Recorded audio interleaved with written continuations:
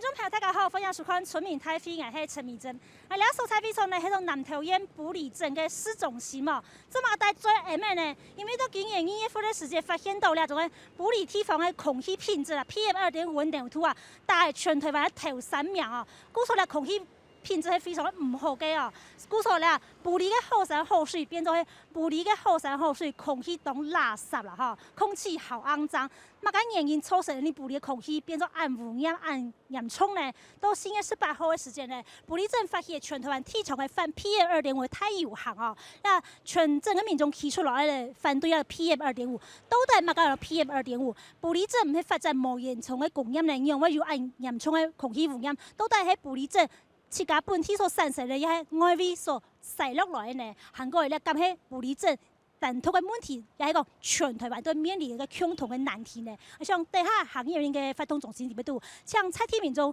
提出佢提前嘅生活經驗，也向公部門嘅代表、韓國專家學者，大家共同嚟討論、共同嚟面對一場嘅關係。開會了！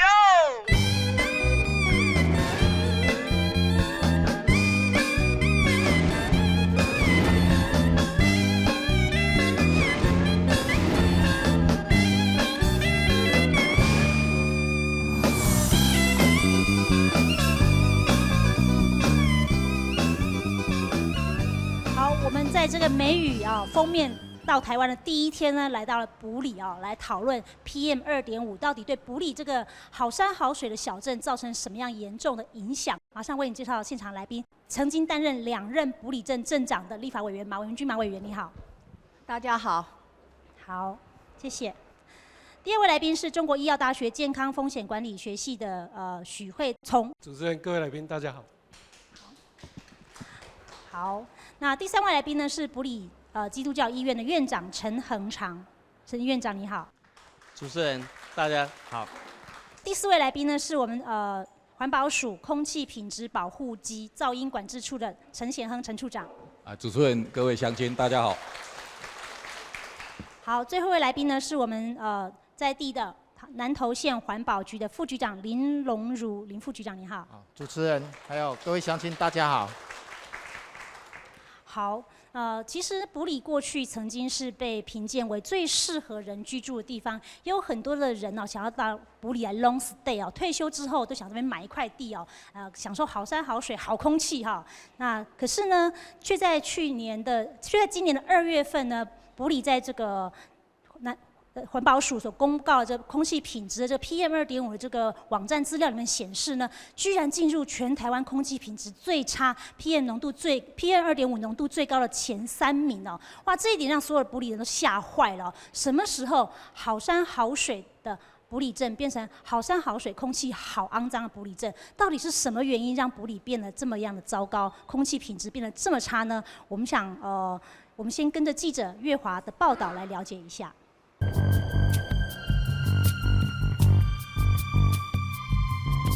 马个世界强山绿水变做的无拍的规划山水，天大毛的溪水，阮比行的高廉最低。从小时候住在埔里，湛蓝的，到现在看当然会有灰灰的那种感觉。埔里的天要恢复主要原因就係 PM2.5。PM2.5就是比我们的发尖还细，眼睛大概肉眼是看不到。中文有人把它换成做霾啦，高温燃烧所产生的微粒。佢就將一台洗茶嘅，但係未再清到有毒嘅東西，比如講最毒嘅大惡性就被填定佢引來去。可以穿過我們呼吸道的纖毛的排斥等等，就更能夠滲入到我們的氣管，然後到肺泡的地方，然後造成一個慢性的發炎破壞，然後再嚴重一點的話，就是長成癌症。唔過也有電源強嘅些東西很容易產生的呢。第一個就是工業來源，第二種呢是交通工具，第三個呢民俗活動的燒香拜拜，最嚴重的當然是來自於火力發電廠沒滿。大家想無嘅係無工廠、無火力發電廠嘅竹山韓國埔里，實係今年2年嘅測到 PM2.5嘅平均濃度分別達到一地方觀察51韓國49微克，成為台灣2年嘅頭3名。最主要是埔里這個盆地匯聚2地形風進來，一個就是從台中的火力發電廠進來，那另外一個是從彰濱工業區會沿着那個濁水溪來到這個地方匯集。除咗境外污染來源，教育中心太學環工呢，針對南投縣 PM2.5污染嘅來源研究，初步評估埔里嘅污染有一半係對交通來源。不哩，你讲伫个新闻来讲，其本身个器材我都摆下深度，其本身的空气也唔好。2010年到2013年，我们的年平均值居然都在30以上，一直都没有下降。因为依照 WHO 它的标准，年均值是只有10，我们高了人家3倍多。那从去年11月开始关心这议题的时候，还发现还常常破百。也下政府单位对 PM2.5 的相关研究还是非常的有限，故所我哋也下对付其唯一的方式就是戴最耳麦。我们都鼓励学生将口罩戴在身上，发现空气对他不利，一定就请他口罩戴上来。那你喜欢戴口罩吗？当然不喜欢啊，因为戴口罩超闷的。日本有名的杂志评鉴做最适合面系的玻璃，某个时节变做戴最耳麦，当做第过年咧，希望你破坏嘅个好环境咯。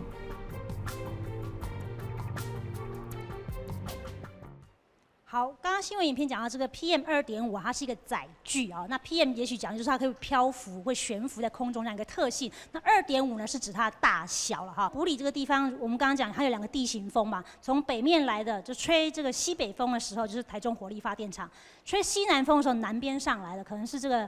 彰滨工业区也好，或者是麦寮的这个6轻的这个硫化物的这些东西，是不是就是我们在埔里地区 PM2.5它所承载的一些有毒物质，它的成分的一些来源？我想 PM2.5 的来源非常的复杂哈。那我们一般分成自然界的跟人为的活动哦。那自然界就有很多哈。那像火山爆发啦，哦，那我们的地壳的扬尘啦、风灰沙啦、海盐，这些都会造成 PM2.5。那人为活动的话，像我们的工厂、我们的交通。我们的营建工地、露天燃烧、稻草，这些都是。那我们还分成2类一个就是直接排放的，另外一个是气体转化而成的。也就是说，我们排放出来的很多空气污染物，它不然气状的，它到最后会变成粒状污染物，就会变成 PM2.5。所以它的成因来源很复杂，再加上气象的因素。那埔里地区是一个盆地地形所以它受气象的因素影响还是比较大所以可能它扩散会比较不良特别是在冬天的这个季节，大概每年11月到隔年的3月。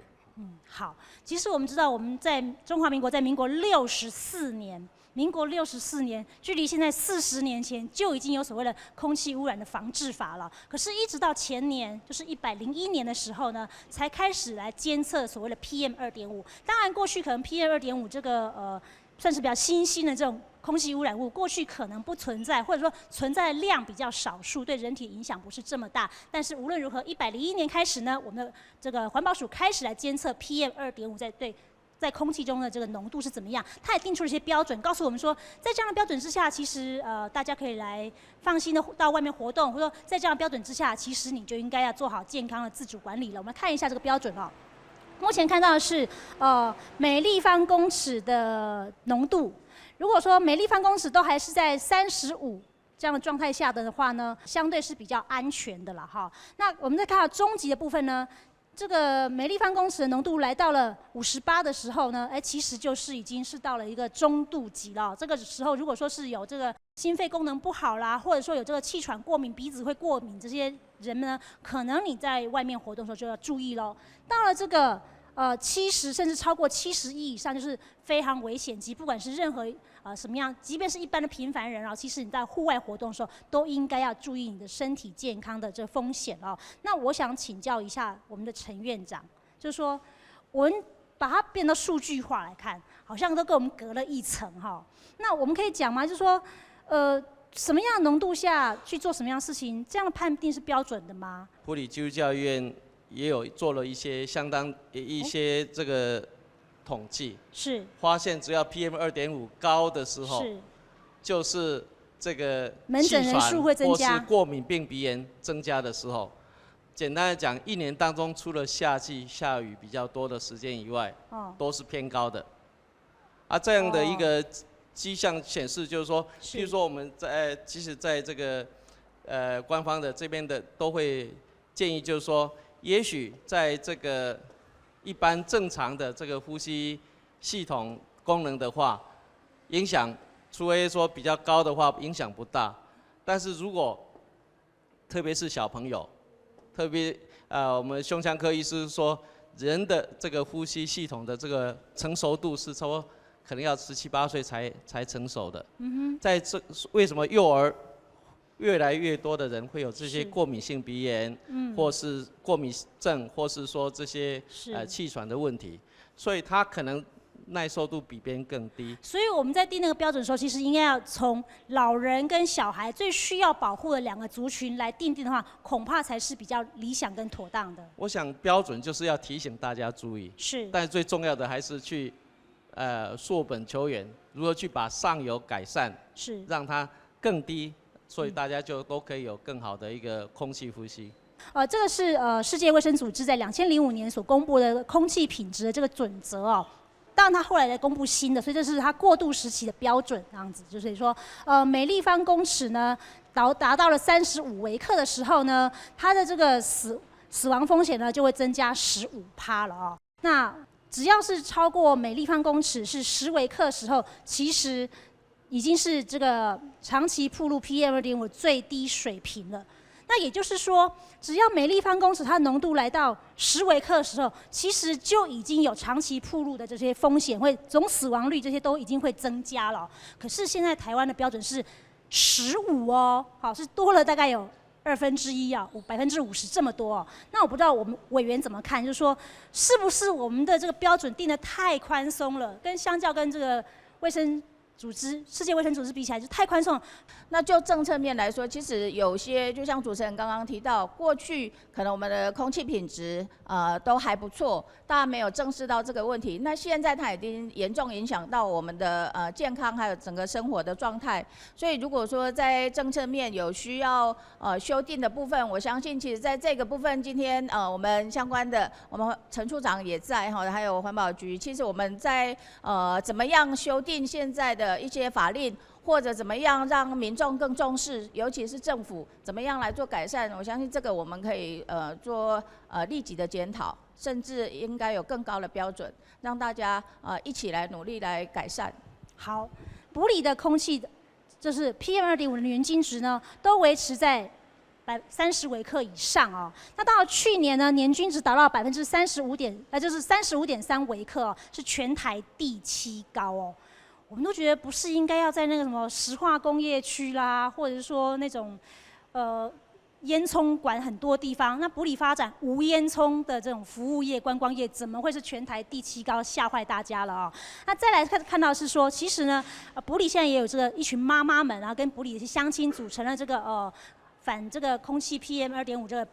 的自救会哦。那他们就去推估，就是他们从去年这个开始去推估，就说，如果说以这个每天都是这样子3%，就是35.3微克以上的话呢，可能这样换算下来，一年365天里面有221天，埔里的空气品质是非常危险的。我不知道我们的这个林副局长看到这个有没有什么样的触目惊心吗？还是说你站在这个环保局的地方父母官，会觉得说这个是要来大力改进的？我们以一年春夏秋冬来看，其实在埔里它天气比较不良的情况之下，其实大概就在秋冬了哈。那秋冬的话的时间大概就占了我们整个一年四季的一半嘛，所以说它也会有一半以上的时间处于不良，这个是可以理解的了哈。就是说，因为在春天夏天的时候，它空气品质状况基本上因为对流的旺盛，它可能就趋于。所以副局长就说，因为秋冬就譬如每年10月到隔年的3月这段时间，空气品质比较差是可以理解的，所以居民的健康风险相对的变得非常高，这也是我们可以理解的喽。不是，我的意思是说，像这样的一个状况，其实我们自己也有发现到，不只有埔里，包括在我们南投还有竹山的车站，其实一年也有将近40%。以 PM2.5 来看的话，有将近40%它是处于不合格的状态，就是一年的监测时间里面有40%的时间是属于不合格的状态啊。我想那南投县政府环保局发现这件事情多久了？这个部分其实2.5的这个监测其实不只有从102年其实开始监测了，因为我们以前那个自动车站里面其实自有设自动车站以来，其实它本身那个，所以从民国85年全台湾设76个自动车站， 95年的时候， 95其年实就开始有做监测。所以这大概已经累积10年的资料。大概对，大今年概有将近104 10年的资料。好，现场先开放给我们的乡亲，看了一些图表，听了一些说法，你内心有疑虑吗？如果是季节性的部分，我们是不是怎么样来做？怎么样把这样空污的部分降到最低，我们都可以容忍。但是我今仔身为玻璃顶，我替我玻璃顶将近85000名的乡亲，我会替因烦恼呢，是不是？伫秋冬季的时阵，现主时我有法度忍受，几个月就过啊。一年220几天空气都超标的部分，甚至爆值。所以讲，这个部分我是烦恼，讲这个时间会愈拖愈长。本来4个月变6个月，6个月变9个月，过来变规年度，玻璃顶的空气拢总歹。你叫我们埔里镇的乡亲情何以堪呢？好，谢谢我们镇长啊。其实埔里的好山好水也为南投带进非常多的观光财。但是我们也刚刚讲到，其实这个使用交通工具的油霾哦，它也是这个产生 PM2.5 重要来源之一哦，甚至占到40%左右哦。麦克风交给现场的乡亲，好，这位。在这个空污的部分，会有一个很严重的问题，是因为它是非常跨域的。那跨域是说空气大家都数会到，不管你今仔去台北还是澎湖还是埔里，其实拢数会到。所以我即摆想要请教的一个问题，就是讲，给咱中央政府来讲，看起来这一些这个高污染的产业，那高污染的产业，我们中央政府在所谓的总体的空污管制量这个部分，到底立法进度到哪里？我想我们马立委在立法院的部分，我想未来其实是可以更积极的来协助这个我们空保处来做一个立法部分。那第二个是说，看起来这是一个非常严重的区域正义问题，即使在我们埔里，在中央山脉底下的一个好地方，但是呢，问题是我们的污染量其实非常高啊，整个南投县我想不遑多让哦。那在这个过程底下，中央政府，特别是环保局、经济部，还有就环保署、经济部，还有我们这个几个国民健康署等等，如何在这一个所谓的空污费的征收底下，达到所谓的补偿，在弱势区域的补偿效益，我想这是非常非常重要。那最后一个问题，我想也是一样，跟中央政府有关系。我们全台76个测站，那2014年的数据提出来，只有61个是符合标准的。那没有测站的地方，难道都很健康吗？那测站是不是要更积极的去布点更多点？那这会影响到我们后续的相关研究。好，谢谢。好，看到的是花粉呢，很多人在春天春暖花开的时候会有花粉热，这花粉呢大概是 PM10左右，这么大一颗。霉菌呢，如果譬如说这个梅雨季节来啦，这家里面如果空气不流通，长霉了，一开那房间也会打喷嚏啊。霉菌呢大概是 PM7.5左右。那细菌呢，说肠病毒的细菌啊，或者是就是说肠胃炎，夏天快到了，这肠胃炎这个细菌呢，这个是大概是比5微克再多一些些。好，那 PM2.5呢，它就是这么小，它就是大概就是2.5微克啊，这么大。那它可以承载哪些江洋大盗、牛鬼蛇神呢？我们刚才讲说，就是一些包括世纪之毒戴奥辛啊，甚至是一级致癌物、一些重金属等等哈，都可以搭便车，透过这个 PM2.5呢，透过呼吸道，在我们呼吸的时候，很自然而然的进入我们的身体里面去。那我不知道说这样子的解释是不是需要补充的，院长 ？PM2.5 很小。很小，但是蚂蚁、雄菌哈，这个如果说它超过一定量的时候，相对的很多这些本来它如果是借着花粉等等，也许我们的整个呼吸道有很多的保护管道都还可以挡得住，是。但是借着这样的一个无所不入的这种小的这个载具的话，它可能就会让我们整个暴露在有风险的这种化学物质的机会就大很多，所以我们即使戴口罩都没有办法完全。有人说这样是不是不要戴口罩？没有用，其实还是有一定的效果。我想可以挡到也许70-80%的70-80%的程度。那我想再请教一下徐老师，就是说，事实上刚刚这位乡亲发言，他也提到说有空气污染，它可能有些在地性，尤其像 PM2.5，它这么小，可能说，这个大颗一点的，它可能在污染源附近，因为它比较重，它就会掉下来；因为它这么小，它就可以飞很远啊。所以是不是说，我们对于这些科学数据的在地的生产这个部分，跟健康风险这边，其实要去尽快的建立这样的基础资料，我们才能够更精确去评估说它到底对埔里这个地区是哪边的污染源，承载的是什么东西，对人体健康风险影响多大，是不是 ？PM2.5这个可怕的小东西，然后小东西，这陈伦刚刚讨论到嘛，因为它小了，所以其实我们的整个这个身体的这个阻挡性呢，相对的比大的 particle， 比如说比 PM10来讲，它的这个防御能力就差了哦，所以它会进入到我们从呼吸系统，再进来到肺部，然后到肺泡哦。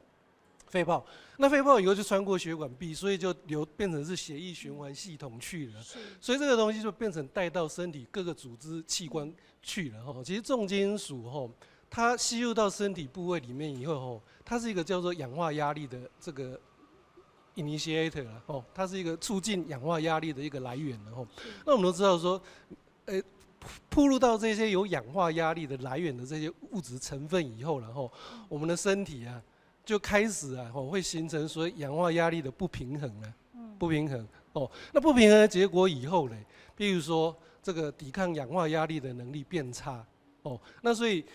譬如我们刚刚提到了，进来以后它就会产生叫做发炎反应了。那是因为这个发炎反应让你的血管以后开始产生阻塞的现象，所以刚刚主持人提到的心血管方面的问题，然后就譬如说因为被阻塞到了，所以你血压会上升。你脑中风发生的几率就高，所以这个心血管方面问题就会呈现出来了。好，目前 PM2.5和台湾的这些肺癌的关联是什么？为什么要特别讲肺癌呢？因为从2010年开始，肺癌已经是10大癌症死亡率的榜首了，所以等于说肺癌是现在台湾的癌症致死率的第1名就对了。好，那2010年呢，我们是这个肺癌变成是10大这个癌症死因的榜首，那一年呢是每49.5分钟呢，每49.5分钟呢就有1个人罹患肺癌。隔年2011年呢，就是每47.5分钟就有1个人罹患肺癌，所以很快的1年之内，我们的癌症肺癌的这个时钟呢就加快了2分钟。好，那事实上，在1980年代呢，肺腺癌的发生率呢是每10万人是8个人，到了近年来已经是每10万人达到了20个人，所以增加了1.5倍左右。那这个是一个中兴大学庄秉杰庄教授的研究。那所以我想再请教一下，就是陈处长说，其实他已经确实可能空气污染已经造成国人的健康危害，不仅是刚刚老师讲了，可能心血管，可能是肺癌、肺腺癌等等都是。那我们对于这些大的污染源，这些点状的这些污染源，比如说个别的一些石化厂啦，或者说这些火力发电厂啊，风险是很大，全民都承受，钱是他们赚走了。环保署有没有什么胡萝卜跟棒子对这些点状的污染源？在固定污染源，也就是工厂的这个排放标准，这几年来我们是直起的在加严它的排放标准，也就是我们希望它在源头能够把这个标准就是它排放量就降下来。那除了排放标准符合以外，我们用了一个经济诱因的措施，也就是我们征收空污费。那因为征收了空污费，它为了少缴空污费，它就必须要把它的排放的量往下降。感觉上这几年空气突然变坏了，其实是因为 PM2.5这一个议题，我们现在开始希望民众大家共同的。所以因为过去没有监测、没有揭露，所以感觉比较好。现在有监测、揭露之后，大家开始会发现，哇，代际短。全世界也是这几年才开始，然后大概是10年内才开始所以标准的问题，大家还一直在谈标准那我们世界卫生组织当然有一个建议值年平均值是10。那我们现在的标准值是年平均值是15现在是仅次于美国了美国我们定的时候美国也是15了现在是12。那刚刚有提到说埔里每年大概是40%的大概40%是不符合标准的那个所谓不符合标准应该是跟我们的24小时值来比。24小时值我们目前是35那我们是35跟这个15年平均值。那这是很重要的一个观念那因为也希望就乡亲不必要太恐慌，但是必须要去了解，这必须要了解。好，有一个妈妈她拍了一部纪录片，他不是一个科学家，他不是一个技术官僚，一个妈妈，她拍了一部纪录片，就是中国的柴静拍的《穹顶之下》。这部纪录片就是从一个妈妈的角度去讲说，为什么她的孩子在胎儿的阶段就被诊断出有肿瘤，原来是跟 PM2.5 有关。这部纪录片这个一播映之后呢，在全球造成非常大的影响，在埔里也造成非常大的影响。很多埔里的小朋友看过这部在老师带领下看过这部纪录片之后，也决定说，在埔里的学校校园里面也要来升空屋期。到底这部影片对小朋友造成哪些实质的影响？小朋友是不是因此认识到 PM2.5 对自己的家乡的环境品质还有身体健康影响危害有多大呢？我们跟着记者月华镜头去了解一下。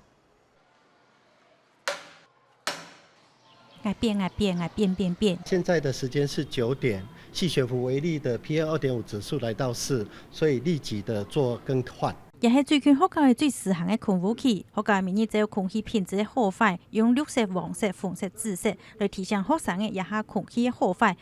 可以让小朋友知道今天的空气品质是好还是坏。来学校的时候就是会看到那个空污板。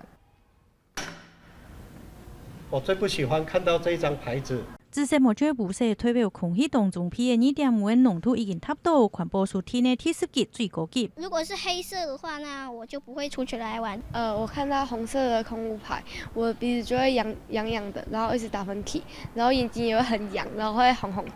通常不管什么颜色我都会出去玩，因为运动身体好嘛。今年新年的黑妹做的天诺贝了，不还有过敏的新年的儿子妈妈而先扫描降低。因为儿子有过敏，所以每天要看一下，然后才能知道说，今天的空气好不好？那就知道说我们要叫他戴上口罩，还有跟他讲说，下课的话你尽量待在教室，先不要出去，减少他的户外活动。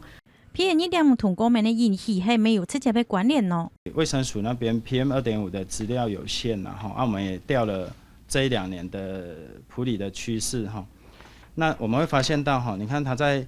春夏交替跟秋冬交替的时节 ，PM2.5 在2013年还有2014年几乎都是一样的趋势哈。那很奇怪的那就是他们气喘过敏病人他们来看病，真的就是春夏跟秋冬就是高起来哈。为了对付 PM2.5 从小就过敏的传闻，为了本次大家好好调戏，洗屁股的功夫已经成熟练呢。很喜欢也很不喜欢。怎么说？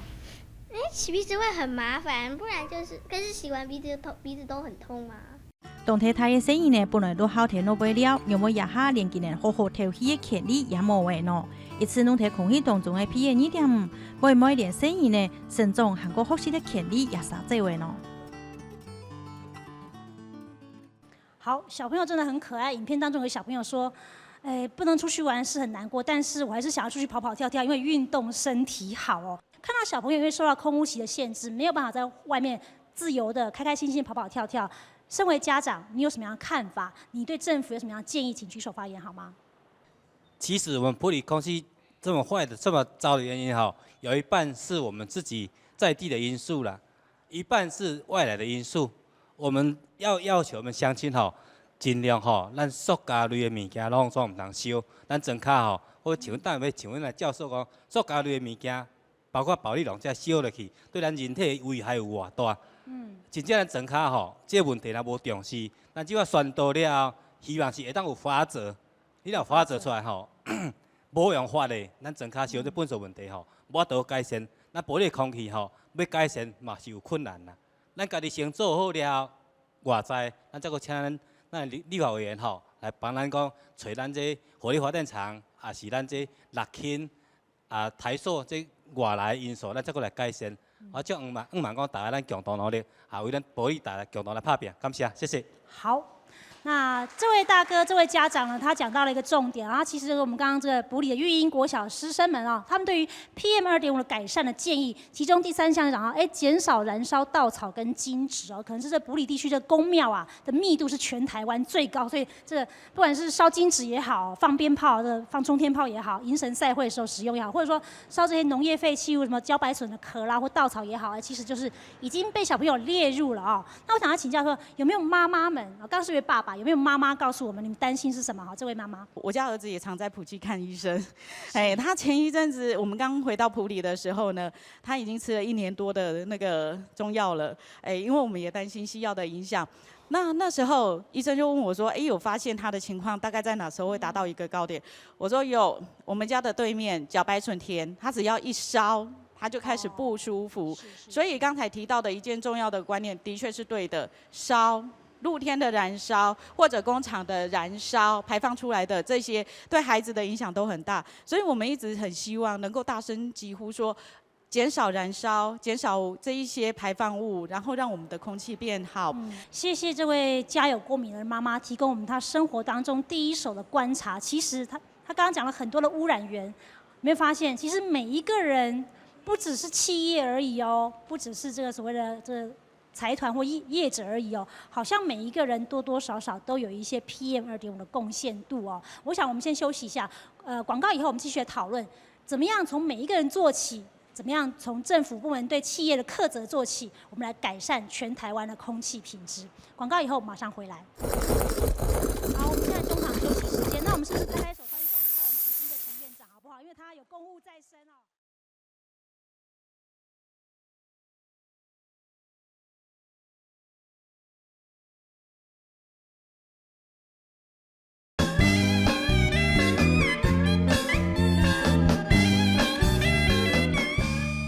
欢迎回到村民大会节目现场。那我们首先为您介绍，在这个阶段加入讨论的一个来宾，他是彰化县医疗界的联盟的顾问啊，一个杨泽民杨博士，他是化学博士啊。好，杨老师你好。大家好。好，我们来看一下 PM2.5主要来源有哪3大部分哈。第一个部分呢，我们来看到是煤霾。这个煤霾呢，就是我们所谓的这个工业燃煤所产生，比如说火力发电厂啦哈，所以这埔里的这个西北边呢，有这个台中火力发电厂，南边呢有这个云林、六轻、麦寮这些石化工业区啊，其实这个就是煤霾的来源之一。再来是一个是油霾，我们刚才谈到这个埔里好山好水，南投是这个观光大县啦，很多的这个观光客都会喜欢到埔里来看看日月潭啊，喝喝我们这好茶等等啊哈。好，这些交通工具的用油所产生的，尤其是柴油车、柴油的大客车，或者是这个疏浚啊，这个南投有很多地区有就是疏浚的这个柴油的大货车，这个油霾就是他们所来产生的贡献度啦。再来是一般的平民老百姓，就是生活霾。譬如说烧香拜拜啦、放鞭炮啊，甚至抽烟啊，所以这个抽烟的这个民众可能自己要调整一下生活习惯了。好，台大工卫院的詹长全老师说，其实最严重是来自于火力发电厂的煤霾。那我想请问一下，就是我们的乡亲看过这样的一个数据跟资料之后，是不是有一些心里面想法？好像我们生活当中可以从自身来做起，有一些改变，甚至觉得说，其实有些比较大宗的这些点状污染源啊，像火力发电厂或者石化工业啊，其实政府应该要对这相关企业来课责。您的建议是什么？请举手发言好吗？好，这一位。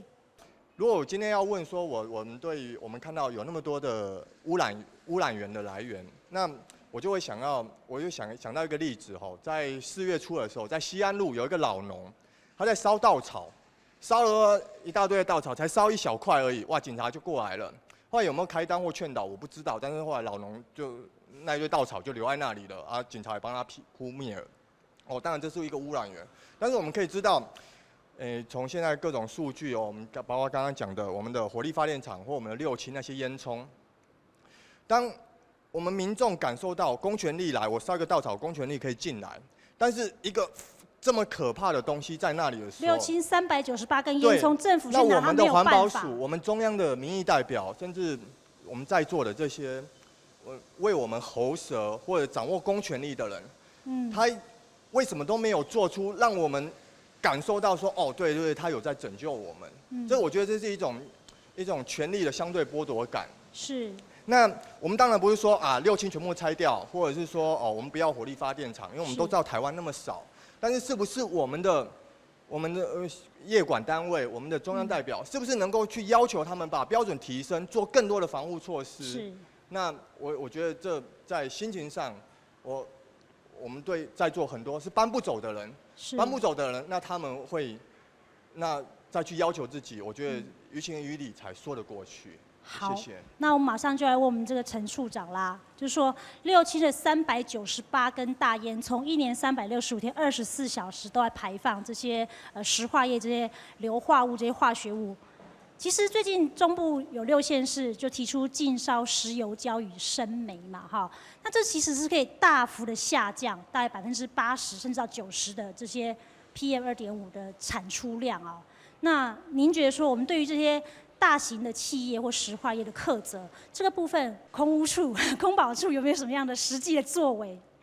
这位乡亲的提问非常好哈，特别对就是我们讲固定污染源然后固定污染源的排放标准，这几年来我们是一直在检讨把它加严它的标准。那除了标准加严以外，最重要的当然是要落法的执行。那我请问一下处长，对，那他到底有没有改善嘛？他在设厂也都有经过环境影响评估，在环境影响评估的时候，核了它一个总量管制的量，也就是说它有核一个它可以排放的总量，那目前并没有超过那一个量，但是我们并不是说核了那一个量，它就一定要把它用完了哈，所以我们是随时检讨它实际的排放量。因为我们会那么关心67那398根大烟囱，是因为它也是埔里 PM2.5境外的这个污染源啊，境外移入污染源一个重要来源之一啦哈。所以我们发现说，其实我们相对于这个398根大烟囱的那个管制的立即性，好像就没有那个警察对那个老农民烧稻草这么样的及时啊哈。这位妈妈，你有意见？所有要负责空污减量这件事的人都跟你们说，都跟我们说，我们已经立法非常的完成了，然后我们都非常的完善，我们都会照步骤来，我们都会稽查，我们都会怎么样。可是其实它空气是持续在恶化的。那你们在跟我们讲你们都有做的时候，可是空气明显是变糟的时候，表示你们现在做的这些事情都是没用的嘛。那为什么不去调整呢？其实我们不想再听到这些说都已经按部就班，你们再慢慢来，慢慢等。反正马总统有讲说什么地方的这个总量管制，空污总量管制1年降3%。那我算一算，我再算个20年，我也没有办法让现在就讲埔里好了，它的空气没有办法让它符合到一个可以适合人安心呼吸的水平。那现在刚出生来的一个小孩子，他0岁，你要他等20年吗？不可能啊！他所有在发育的过程里面，他整个身体就被谋杀嘛。那为什么现在有能力马上采取一些责任，然后你下一些比较严格的措施的人，你没有做任何事，跟你说我就是照状况在走？这件事情是我觉得作为身为一个人基本生存权的部分，我觉得没有办法接受的事情。那第二件事情就是我们在看待空污的时候，我们都找环境工程的人呢，环境工程人他就跟你讲说，我怎么样分析呀，然后你不带感情的去看环境里面的变化，然后大气怎么跑啊 ，PM2.5是中性物质，它不是中性物质啊，为什么你们这些做环境控制的人，你应该要回到说，我这样的数值，我这个数值增加了1%，少了1%时候是多少人在受害？他一个家里要花多少时间大家去看医院？那我会建议说，当然我自己也觉得科学研究很重要，但是可不可以请你们在讲这些话的时候，你们去把它跟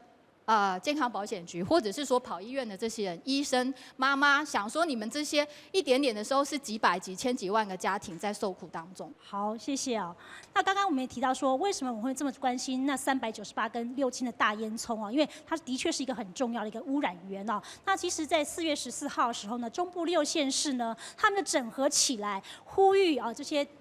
主要这些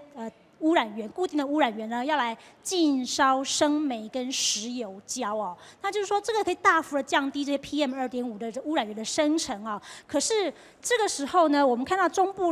彰投是中部6县市中彰投，可是南投并没有加入这个所谓中部6县市的区域整合对 PM2.5的空污的管制哦。那其实南投县政府也不是不用心哦，他们去年有针对这个南投县 PM2.5贡献源的鉴别和来源这个推估计划，请了中兴大学环工系的这个林明德林老师来做过这个调查哦。那林教授呢，在这个部分报告里面的最后一页呢，他有提到说，他建议本县市也就是南投县要与台中市彰化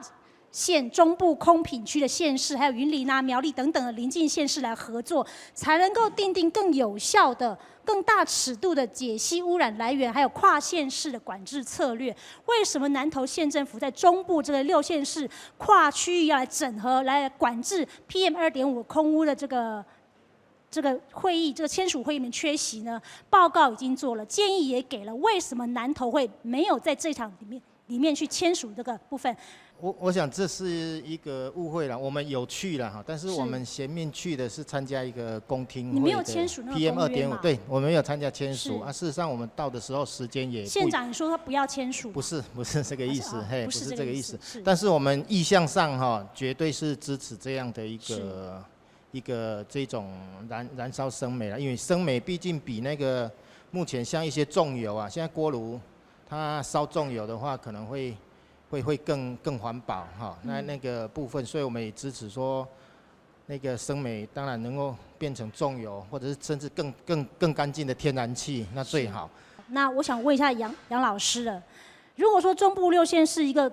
空品区，甚至是邻近的跨空品区的联合的区域管理，缺了南投这一块，它的影响性是如何？您觉得说区域的这种整合、跨县市、跨境的来对 PM2.5 空污的管理是不是必要的？现在是我们要刻不容缓来面对的。各县市的首长尤其中部3县市一定要通力合作，因为比如说我常讲，比如说我们彰化有台化厂，它也是烧这个煤炭发电，那所以它的空污也会跑到台中，也会跑到我们埔里或是南投县来，因为八卦山并不是很高的一个山连哈，所以区域治理一定要哈。比如说，如果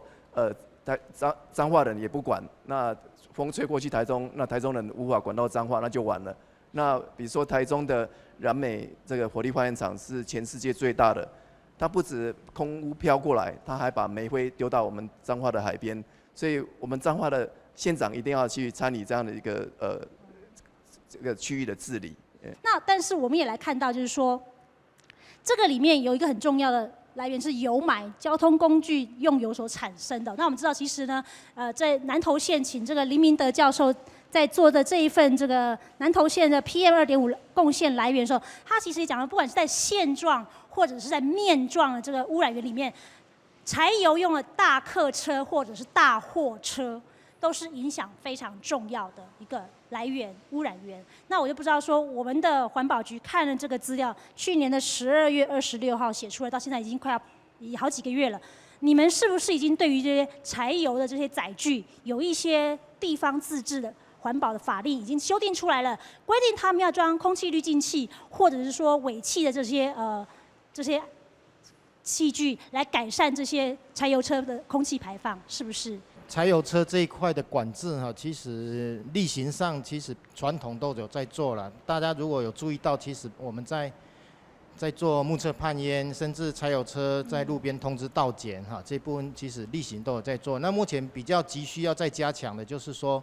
我们体认到有一些比较老旧的柴油车，它因为它当初的那个标准就是定的比较松嘛，所以说我们就针对老旧的柴油车这一部分哈，希望说来透过一些滤烟器的一个试行哈，看有没有把那个柴油车的那个排放哈尽量再减量下来。因此这部分我们最近也提了一个补助计划到署里面哈，希望来针对埔里周边这几个乡镇的那个垃圾车，就是我们政府的清洁队的垃圾车，先来试装这个柴油车哈，垃圾车这个柴油车先来加装这个滤清器哈，那我们来评估它的一个效果，那未来哈可以作为我们柴油车哈一个全面管制的一个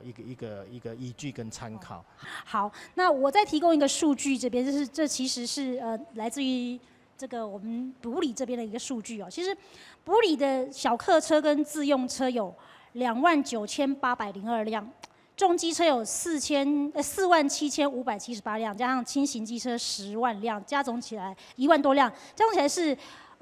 87784辆，比埔里的总人口哦还多了4344 4343辆了哈，就表示说，这还没加上公共汽车哦，只是私人的这些汽机车跟小客车，还有加上什么其他的，像清洁队的什么这个垃圾车之类，其实埔里的车比人还要多啊。我们来看一下交通用油产生的油霾。其实也是非常重大污染源。当然我们知道，镇长说他当了5年的镇长哦，其实一直在呼吁苦口婆心哦，所以他在4月18号的时候也带领我们的全埔里的镇人镇民，举办了台湾第1场的反 PM2.5的游行。那一天的埔里人提出了什么样的诉求？那一天埔里人又做出了什么样的事情来回应镇民共同的诉求呢？我们先跟着记者镜头去了解一下。黄阳正代表。为了抢回埔里的蓝田、创造4年的头起的权利，埔里的妈妈结合起来，成立了埔里 PM2.5的空污减量自救会。一开始大家是觉得说，埔里的空气好像不是那么好。那像我是因为我家附近都有人烧稻田，造成生活上的不便跟困扰。那有的是因为家里的附近可能就是有庙宇在烧纸钱。那还有一个妈妈，她自己本身也是有气喘，会过敏。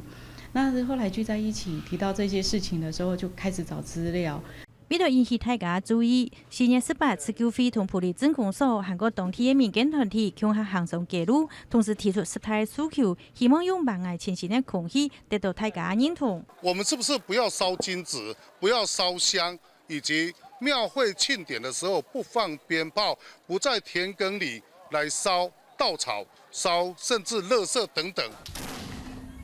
不过，就在活动结束的暗晡，就在做闹热，用来青头的自炮的韩国开发炮 ，PM2.5一下就升高到1.0公尺319微克，是自爆70微克的7.5倍。最近几年，我们渐渐都有一点意识了，少拜香，然后拜的时候少烧金纸，这些事情是1年里面有几天你一定会去碰到，但是它的影响的范围、影响的人群的那个程度都没有工业跟交通来的严重。其实除了做闹热以外，本身就是有名的观光景点，再加上附近有亲近韩国日谈一条地方，大型的游览车跟喺埔里的街路上来来去去，当天的冲查韩国奥托拜的排放量，嘛对埔里的 PM2.5的浓度贡献了不少。大型的卡车跟公共汽车里面，大部分都使用柴油的，那柴油所产生的 PM2.5也是一种致癌性的，特别是肺癌。一般我们用的汽车还有机车呢，一样，它是虽然用汽油，也是需要去改善的。土油硬嚟做地木色，土茶硬嚟做地木林，唔过土氣硬嚟沙唔開，運用嘅潛規硬嚟投氣權，除咗要求政府韓國企業重視空污嘅問題以外，還有重要嘅係為了爭議後氣，在地嘅人願意共下來做改變。好，我们刚刚看到新闻影片，我们来看一张搭配的图表哈。就在4月18号那一天白天，大家走上街头抗议这个 PM2.5要反这个空污哦。当天晚上，哇，我们来看看，突然这个飙高到300多微克，已经是319微克哦，其实是非常危险的一个状况。什么样的状况？就是庆典庙会。那我们刚刚讲到，其实有很多的观光客，他们游客来到南投，就是要享受南投的好山好水。埔里也一样哦。那其实埔里周边有非常多国际知名的景点啊，包括日月潭在内这样子。今天也来到了这个旅游业者，到底是我们埔里人、南投在地人真的有赚到观光财吗？可是我们如果没有赚到观光财，还要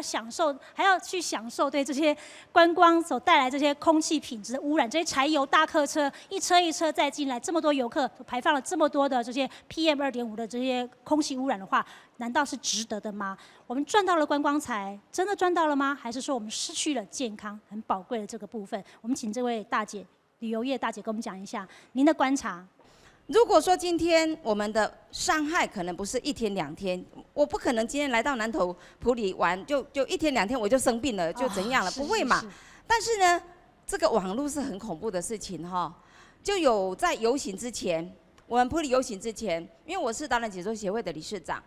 然后就有观光业者，包括民宿业者打电话问我说：“理事长，我们这个游行办下去的话，对观光伤害会很大的耶，你可不可以说，麻烦联合几个人去阻止公所做这件事情？”我说不可能阻止，也不能阻止，因为这是全民的议题。因为水不好，我可以买矿泉水，我可以卖这个用什么净水器，空气是大家要呼吸的。那我们用柔性的是来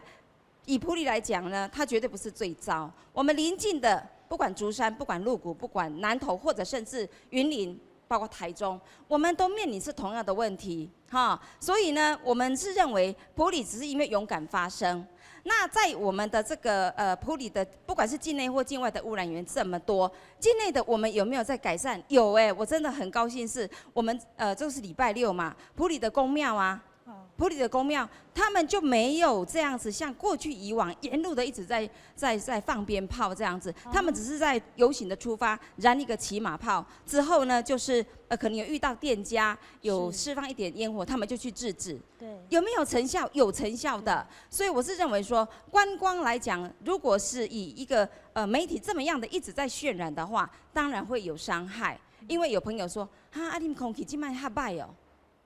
但是如果提出积极的作为，埔里达到最大程度、最快的减量的话，媒体也会大量的报道啊。其实又把这个美名又拉回来了，所以大家要更积极的参与。是，没错，哈。好，谢谢。所以我是觉得说 PM2.5这议题的话呢，我觉得一个反思啦，比如说公庙这个问题，也让我们埔里这边金色公庙这么多，他们也看见了，他们也愿意来配合。好，也愿意来配合，所以在我们的这个移动的这个载具的部分的燃烧，我们的尤其刚才你说的数据，埔里呢车比人多，是说真的，这也是我们要检讨的。但是呢，我敢说，以我南投县导览解说协会，我每次办的活动，我们的学员通通是共乘制。我们每一次从我接理事长到现在3年了，我们每一次只要出门，我们绝对就是共乘。几个人多少车安排好了，好，其他的我都在那个图书馆前面那里。我们到的人呢，就车分配好了，就其他的就放着了。就是因为我们都说，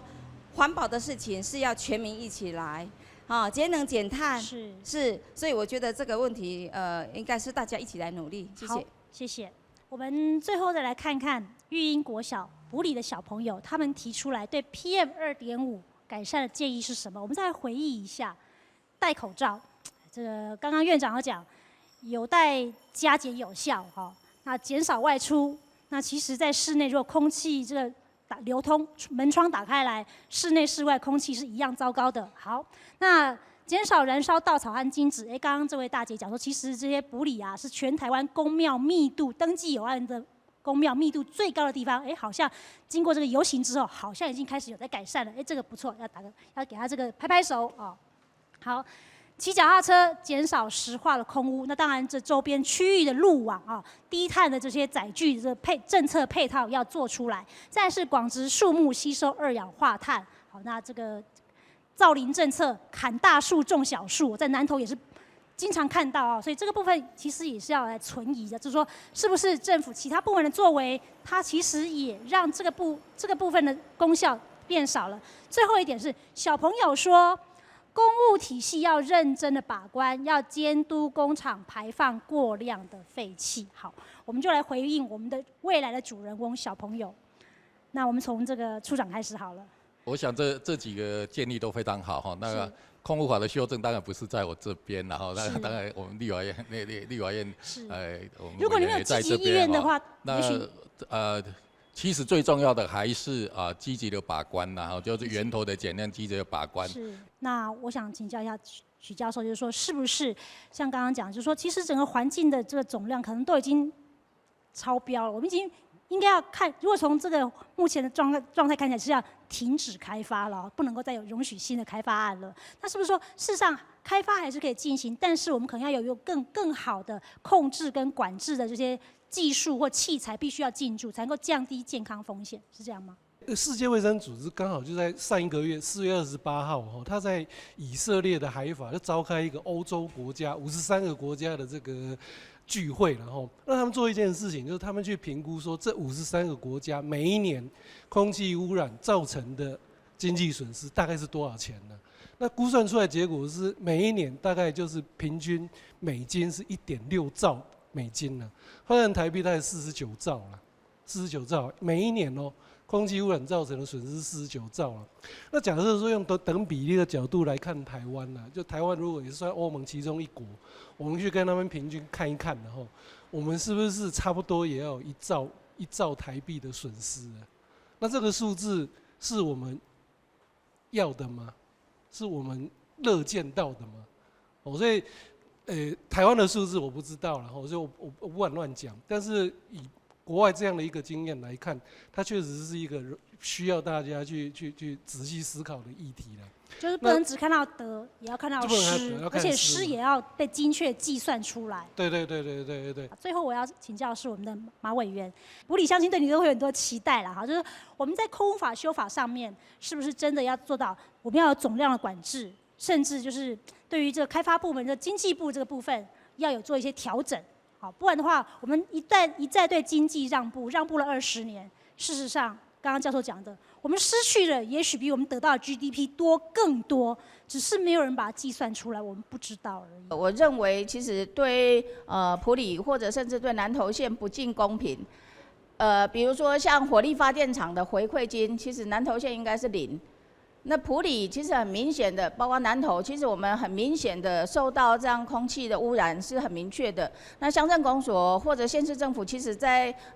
资源在预算上面其实是比较有限，所以就空污费或者包括火力发电厂或者其他的回馈金，我们也希望如果有正确的数据，他们都应该有所谓的回馈，这些回馈。我比较希望，因为刚刚提到很多我们资源上面有限的部分，比如说我们的电动车，从我们刚刚看到影片里面，我们只要到假日，我们的国道一定塞车，那些全部都游览车啊或者大货车等等，其实都是柴油车，它对空气的污染其实造成很大的伤害。在这个部分，如果我们有获得一些回馈金，或者在空污费的部分，其实我觉得应该，因为如果就刚刚提到的是900万，900万其实对我们实际造成的那个影响跟伤害其实不成比例。那这个部分应该要在分配或者在它的那个内规上面，其实可以做调整的。那如果有这些资源，其实我相信可以实质帮助，比如说像我们有一些电动车的补助，我们怎么样来改善我们的区内的一些大众交通工具，因为我们没有捷运，没有其他的公共交通工具。可是像我们每天不是都有去载运那个载送那个老人家啊或者什么，其实也是补助的。医疗专车是不是那些我们可以优先来做一个示范，把这些都慢慢改掉？那我们的汽机车啊或者什么其他可以有怎么样的就算不能换改善成油电混合，也这样加装碳微粒的滤清器嘛，哈，这个其实是这个部分也都可以做一个示范区来推动。那用有相关的资源，我希望这个部分我也会来要求。其实好好的呼吸一口空气是每一个人的权利，可是今天这个权利在埔里受到了非常大的挑战。我们到埔里来，不是只有关心埔里而已，也不是说只有埔里这里出了问题而已，而是埔里的反差带给我们的惊讶度是最大的。所以我们到这个地方来讨论，好好的抢救我们的呼吸权这件事情有多重要。在有一个世界卫生组织在做全球560几个主要的都市的这个调查里面呢，台北是在560几个都市里面排到倒数第15名，空气品质是世界有够差的。所以这不是说只有埔里的问题，不是只有南投的问题，不是只有石化工业密集的高屏地区的问题，这是全台湾的问题。吹什么风向，就决定了住在什么样的地方的人受到什么样的悬浮微粒的影响。这不是埔里的问题，是你和我共同要面对的问题。还有客家电视台这个气象报告呢，马上会遵守我们这个教授的建议，我们要来播放对于一些敏感族群的这些影响和建议是什么。那请大家持续锁定客家电视，锁定村民大会。以上感谢大家今天的参与，谢谢。